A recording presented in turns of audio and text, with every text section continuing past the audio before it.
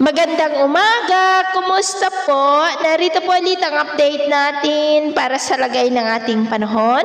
Ngayong umaga po ng September 23, 2025. Sa ngayon po ay tuluyan na nakalampas sa kalupaan ng mga isla ng extreme northern Luzon, Super Typhoon Nando, at nasa layo na po ng 135 km west ng Calayan, Cagayan.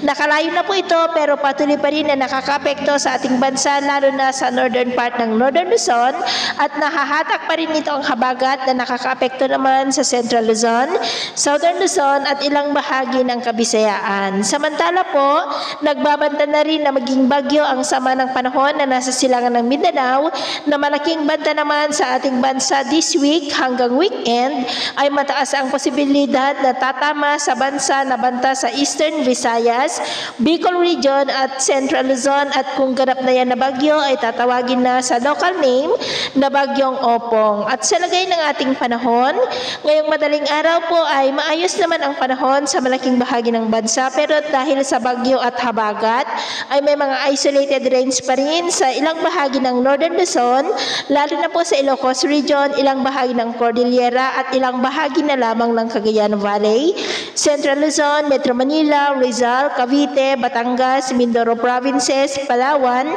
Dumaguete, Iloilo, Bohol, Leyte, southern part ng Samar, Caraga, Davao Oriental, Zamboanga Peninsula at Sulu Archipelago. At mamaya ay sisikat naman ang araw sa malaking bahagi ng bansa pero may tsansa pa rin ng cloudy skies with isolated rains sa Northern Luzon, lalo na sa Ilocos Region, Benguet, Nueva Vizcaya, maging sa may Central Luzon, Metro Manila, Calabarzon, Legazpi, Mimaropa, Iloilo, Dumaguete, Bohol, southern part ng Leyte, Caraga, Davao Region, Cotabato, at ilang bahagi po ng Zamboanga Peninsula. At mamayang hapon, may mga isolated rains pa rin sa ilang bahagi ng ating bansa, kaya mag-ingat po tayo sa mga banta pa rin ng mga pagbaha at pagguho ng lupa. At sa atin naman pong mga baybayin, dahil pa rin sa bagyo at habagat ay iwasan na muna natin ang papalaot sa buong seaboard ng Northern Luzon, extreme Northern Luzon seaboard, kanlurang baybayin ng Central Luzon at kanlurang baybayin ng Southern Luzon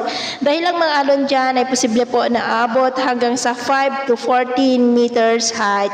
Kaya huwag po na tayong papalaot dyan sa mga may kulay pula para mas makaiwas sa mga sakunang karagatan.